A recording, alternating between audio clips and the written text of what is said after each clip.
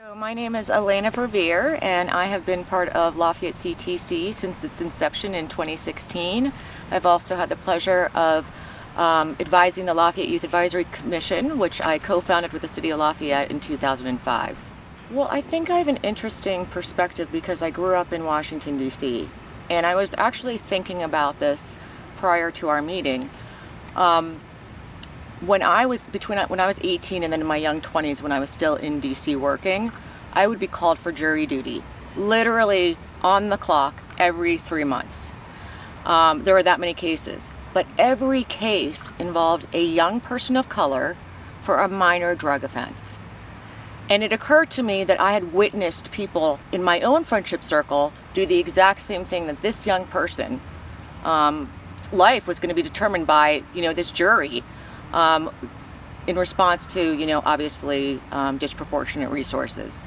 And it hurt me to my core. And I remember the judge kicked me out every single time when they were like, who feels strongly about this opinion? And I said, I cannot partially sit on this jury. I think what you're doing is wrong. This is the wrong approach.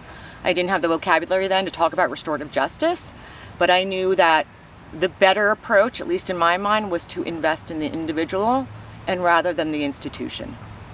And I also recognized, having grown up with such a diverse group of individuals, that nobody needs to be labeled because of their behavior. And nobody should be at fault because of one choice that he, she, or they made. I know that the tool to success is buy-in.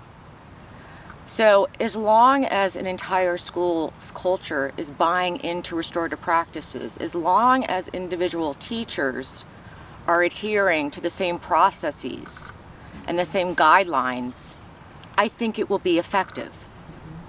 Yes, I recognize that processes like restorative justice take time, but so does discipline.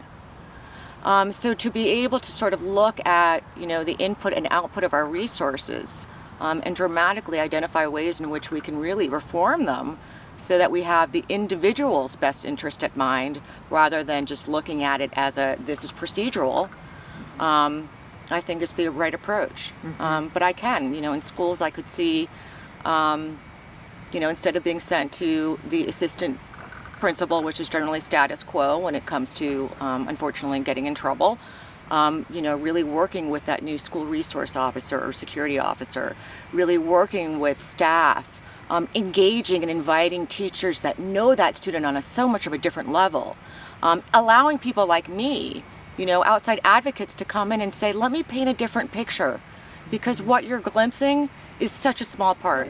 We are a throwaway society. I mean, our school to prison pipeline, the statistics do not lie. The fact that we fund our prisons at a greater rate than we fund our public education is telling what is truly important to us. And I think that that's another reason why restorative practices and restorative justice is such a great thing, because it's a grassroots operation. We're not relying on our usual elected officials who are up against, obviously, pressures from various lobbyists and from their own constituents to do X, Y, and Z. But I think it really does. It takes community buy-in, and this approach is only going to be effective if it's from the ground up. I think the way that I look at restorative justice is that, again, it's looking at the whole person. It's not just looking at, again, one moment in time that may have been part of that person's life. It's looking at what are the factors, the contributing factors to whatever the act might have been.